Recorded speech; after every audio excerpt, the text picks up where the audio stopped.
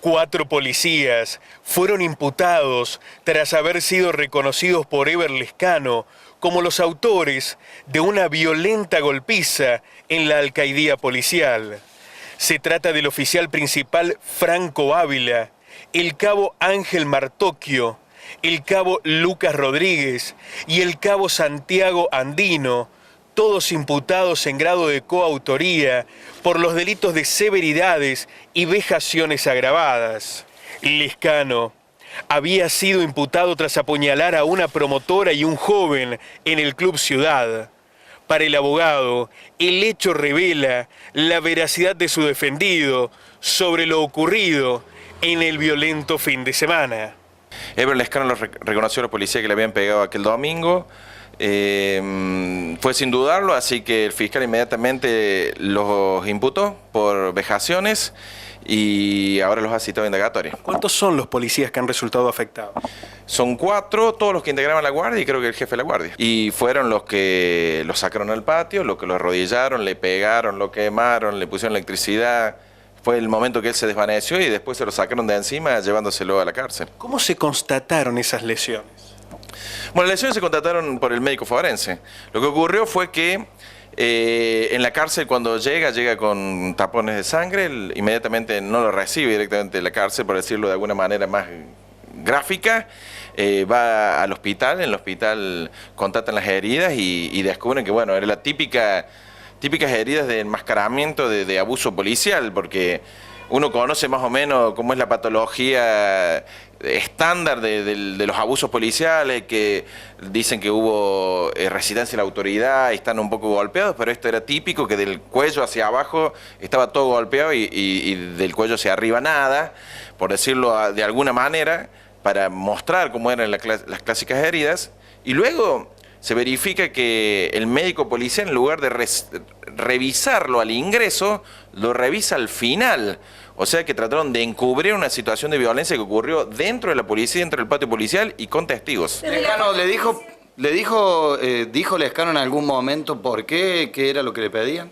Y él manifestó que lo que le decían a él era que no sabías con quién te habías metido. Entonces, esa es lo que me da a pensar siempre que ha habido una relación de poder transversal ahí en esa situación de la guardia, o viene la orden de arriba hacia abajo a nivel policía, o han salteado al jefe y a los demás de la policía, ingresó una orden de alguna manera con alguien con suficiente poder para dar una elección.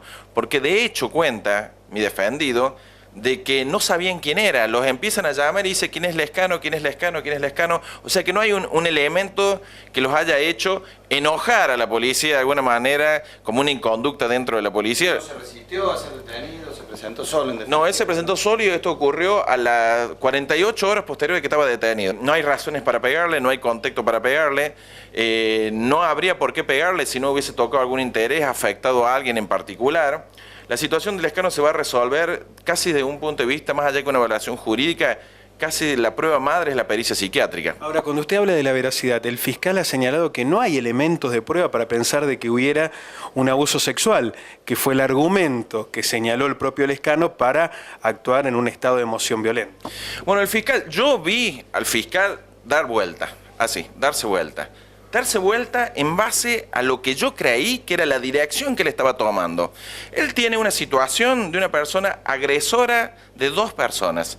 No tiene ninguna otra versión que una especie de novio celoso violento.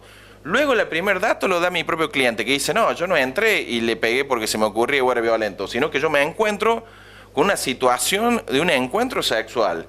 Esto no era corroborado por nadie. Es el propio fiscal el que, para sorprender a los testigos, para que no fuesen influenciados, manda a buscar con un patrullero a las 8 de la mañana a la exnovia de mi cliente.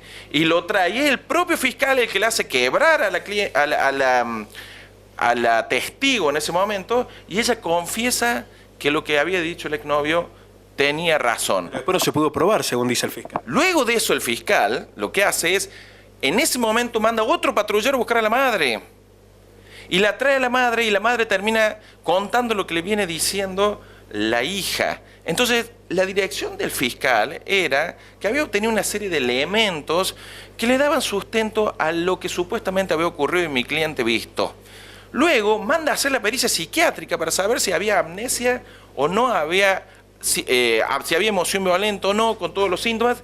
Y de repente, cuando yo creía que iba en esa dirección, él se da vuelta y va en la otra dirección, que es tomar partido hacia la incredulidad de la versión de mi cliente. ¿Y qué va a pasar después si la pericia psiquiátrica da cuenta de que él se conmocionó por un hecho?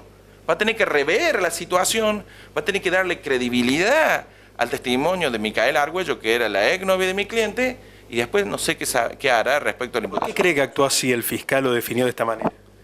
No lo sé, él entenderá que tenía plazos legales que cumplir con la medida cautelar, lo habrá valorado así, no tendrá los elementos en su momento, que es los resultados de la pericia psiquiátrica, y con los elementos que tenía, a él le alcanzaba para un dicto de una medida cautelar, que desde ya nosotros no estamos de acuerdo.